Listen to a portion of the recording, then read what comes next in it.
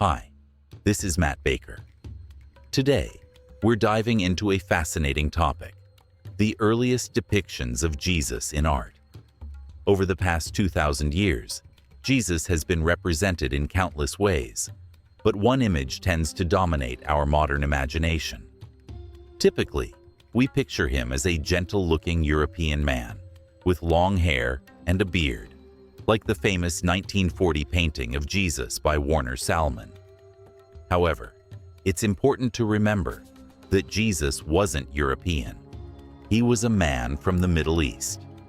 In recent years, artists and researchers have worked to provide a more accurate depiction of what Jesus might have looked like.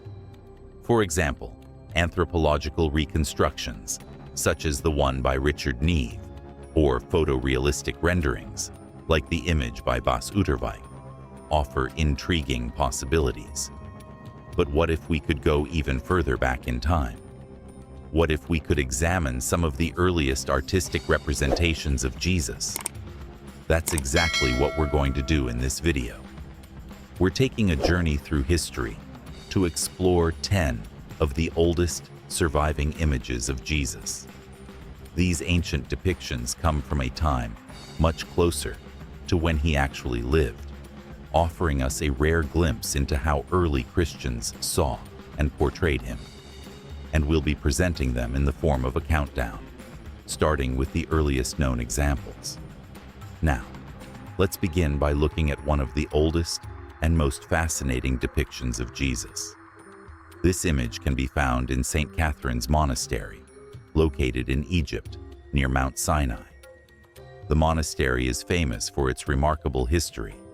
It's where the Codex Sinaiticus, one of the oldest Bible manuscripts, was discovered.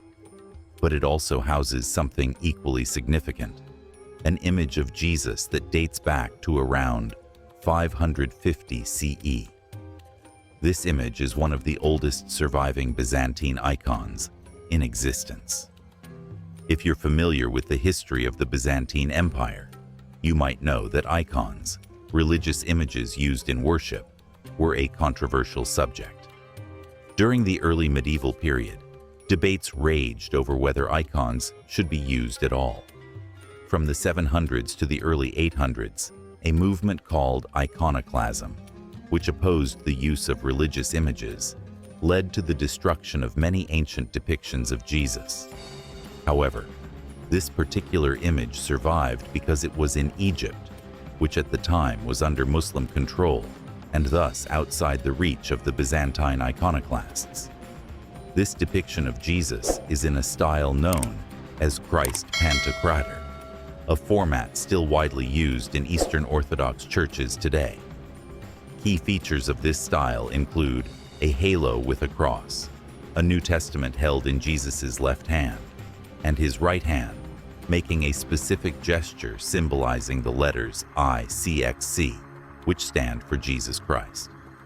But what makes this particular Christ Pantocrator unique is something unusual about Jesus' face. At first glance, his eyes might look a bit strange, as if the artist made a mistake. However, upon closer examination, you'll notice that the artist actually painted two slightly different faces. If you mirror each side of the face, you can see that they don't match perfectly. This asymmetry likely symbolizes Jesus' dual nature, emphasizing his humanity and divinity. Next, let's move on to another early image of Jesus, this time from the Israeli town of Shivta, not far from St. Catherine's Monastery. This depiction also dates to around 550 CE and comes from a Byzantine site. However, it's quite different from the Christ Pantocrator image we just discussed. The church where this image is located is now in ruins, and the depiction itself is in poor condition. In fact, the image went unnoticed for centuries. It wasn't until 2018, during a re-examination of the site, that this remarkable artwork was identified. If you look at the image, you might find it hard to make out at first. But with some enhancement and the addition of outline markings, the figure of Jesus becomes clearer. Two features immediately stand out. First, unlike the Christ Pantocrator, this Jesus has no beard. Second, his hair is short and curly, rather than the long, straight hair seen in later depictions. This suggests that even within the same period, there were vastly different ways of portraying Jesus, reflecting diverse cultural and artistic traditions.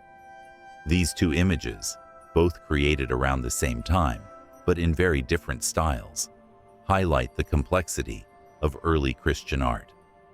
They remind us that the way people imagined Jesus was deeply influenced by their own cultures, beliefs, and artistic conventions. And as we'll see in the remaining images, the story of how Jesus was depicted only becomes more diverse and intriguing as we look further into history. As we journey further back in time, the depictions of Jesus Christ become increasingly fascinating and reveal how his image evolved over the centuries. A perfect example of this is found in a stunning mosaic over 100 years older than our first reference. It comes from the mausoleum of Galla Placidia in Ravenna, Italy. Galla Placidia was the daughter of Emperor Theodosius I, the Roman emperor who officially established Christianity as the state religion of the Roman Empire. However, despite its name, this structure isn't actually her burial site. It is, instead, a chapel that she commissioned during her lifetime. Remarkably, it is incredibly well preserved, offering us a vivid glimpse into early Christian art. Above the north entrance of the mausoleum, there's an extraordinary mosaic of Jesus as the Good Shepherd, a theme drawn from the Gospel of John, chapter 10. In this depiction, Jesus is shown with curly hair and no beard, a detail that contrasts with many later images of him. The art's intricate detail and vibrant colors make it one of the finest examples of early Christian mosaics, offering a poignant insight into how Jesus was visualized in the early 5th century. Moving forward to another example from the same era, approximately 425 CE, we find a remarkable carving on the doors of the Basilica of Santa Sabina in Rome. This basilica, now the headquarters of the Dominican Order of Catholic Friars, houses the oldest known depiction of Jesus on the cross. The carving portrays Jesus alongside the two thieves, traditionally believed to have been crucified beside him. Notably, Jesus is depicted here with a beard, illustrating that artistic representations of him in the 5th and 6th centuries were still not fully standardized. This image underscores the diversity in how early Christians envisioned Christ during this period. Let's now step further back in time to the 4th century, the 300s CE. Much of the Christian art from this century, as well as older examples, is preserved in catacombs. Catacombs were underground burial places, and ancient Rome was home to many of these subterranean sites. It is often said that early Christians used catacombs to worship in secret due to fear of persecution. However, historical evidence suggests that this wasn't always the case. In general, the catacombs served primarily as burial sites, though their walls were frequently adorned with religious art. Because these decorations were underground and remained undisturbed for centuries, they have survived remarkably well compared to artworks above ground. One of the most fascinating examples from the catacombs is an image from the catacombs of Comodilla. This artwork, dating to around 375 CE, is likely the oldest surviving depiction of a bearded Jesus. What makes this 1,650-year-old image particularly intriguing is how it aligns with the modern portrayal of Christ. On either side of Jesus's halo are the Alpha and Omega, the first and last letters of the Greek alphabet. These symbols, commonly used by early Christians, represent the belief in Christ's eternal existence. Even without the halo and these symbols, the image bears a striking resemblance to the familiar depictions of Jesus today, demonstrating the continuity in his visual representation. However, when we go back even further, the story changes. Earlier depictions of Jesus portray him without a beard and often resemble a typical Roman man of that era. Take, for instance, an image from the catacombs of Marcellinus and Peter. In this fresco, Jesus is shown performing the miracle of healing a woman who touches the edge of his garment, a story from Mark chapter 5.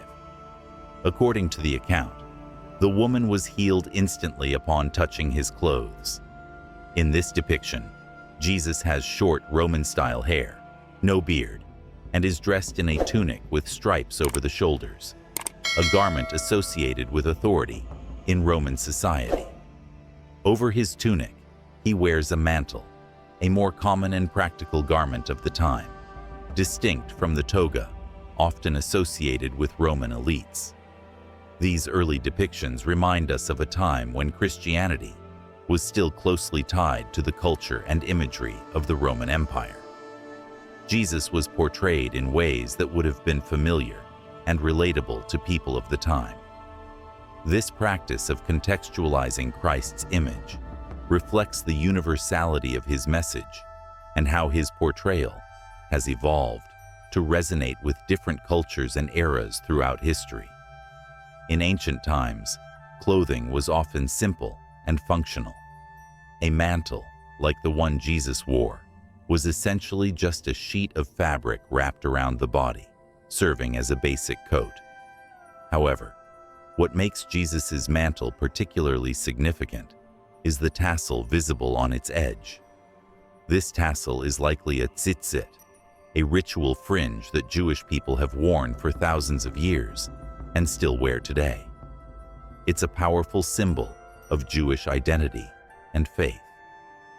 Interestingly, Jesus' Jewishness is not shown through his facial features or skin color in these depictions, but rather through this distinctive item of clothing.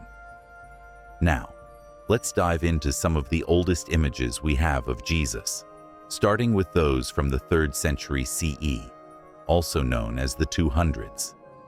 These ancient images offer fascinating insights into how Jesus was portrayed during this time. One early image shows Jesus raising Lazarus from the dead.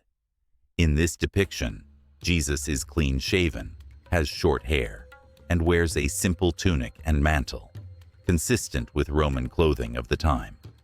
But what stands out is the object in his hand, a wand. That's right, a wand. While this might seem unusual to us today, in the Roman Empire of the 3rd century, wands were symbols of power and magic. To the Romans, stories of Jesus healing the sick or raising the dead would have been perceived as miraculous or even magical acts, and the wand served to visually emphasize this. Let's move to another remarkable image, found on a sarcophagus lid. This sarcophagus bears the inscription, Severa, in Deo vivas, which means, Severa, may you live with God. While the figure to the left of the inscription is believed to represent Severa, the woman buried in the sarcophagus, Jesus also appears in this scene. He is depicted as a baby, cradled in the arms of his mother, Mary. Joseph stands behind them, and in front are the 3 wise men offering their gifts, with the Star of Bethlehem shining above. This image is essentially a Christmas scene and one of the earliest visual representations of the Nativity story.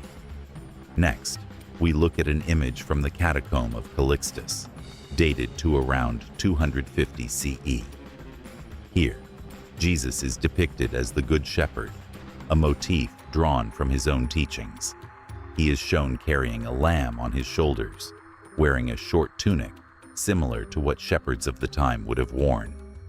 What's striking is how young Jesus looks in this image, appropriate, considering he died in his early 30s. This imagery of a shepherd with a lamb would have been familiar to ancient Greeks and Romans, as it was often used in depictions of the gods, Hermes, and Mercury. Early Christians likely adopted and adapted this familiar imagery to convey Jesus' role as the caring and protective shepherd of his followers. Finally, we come to what is believed to be the earliest known image of Jesus. Unlike the previous depictions, which were found in Rome, this image comes from the ruins of Dura Europos, an ancient city located on the Euphrates River, near what is now the border of Syria and Iraq. During the early 3rd century, Dura Europos was a thriving Roman city and eastern stronghold. It was abandoned soon afterward, leaving behind a well-preserved archaeological site, often referred to as a time capsule. Among the treasures unearthed at Dura Europos are the oldest known church and one of the oldest synagogues, both containing stunning artwork. The depiction of Jesus from Dura Europos is based on a story found in all 3 synoptic gospels. In this story, a paralyzed man is lowered through the roof of a house so that Jesus can heal him. The image shows 2 distinct moments from this story. On the left, the man, now healed, is seen carrying his mat. On the right, Jesus appears in a form that reflects Roman cultural norms: short hair, no beard, and simple clothing. This depiction, like others from the time, blends the cultural context of the Roman Empire with the spiritual message of Jesus' life and ministry. What makes the artwork from Dura Europos particularly significant is that it not only gives us the earliest known image of Jesus, but also includes some of the earliest depictions of other biblical figures, like Abraham, Moses, and David. These images, preserved through centuries, offer a window into how early Christians visualized their faith and the stories that shaped their lives. Tunic and mantle. Our best guess is that this image dates to around 235 CE. So, essentially, we have no visual representation of Jesus from the first 200 years after his death. But that's not entirely true. There is actually one more bonus image I'd like to share with you. It wasn't included on the main list because it doesn't show the face of Jesus directly. This particular image is a piece of graffiti created by a non-Christian, intended to mock someone named Alexamenos, who was a Christian. The words, scratched in Greek beneath the image, read, "Alexamenos worships his God." On the left side of the image, we see a figure that is presumably Alexamenos. On the right, there's a depiction of Jesus on the cross, but with the head of a donkey. This was obviously meant to insult Christians of that era. At the time, the idea of worshiping someone who had been crucified was seen as absurd by non-Christians. Crucifixion was considered the ultimate form of shame and disgrace. For many, the concept of revering someone who had undergone such a death was incomprehensible. This graffiti reflects that ridicule, showing the cultural tension and misunderstanding that existed between Christians and the broader society. This brings us to the end of our look at some of the earliest known depictions of Jesus. These images, though few and fragmented, offer a fascinating glimpse into how Jesus was perceived, or even mocked, during the early centuries of Christianity. If you know of any other depictions that I may have missed, feel free to share them in the comments. Thanks so much for watching.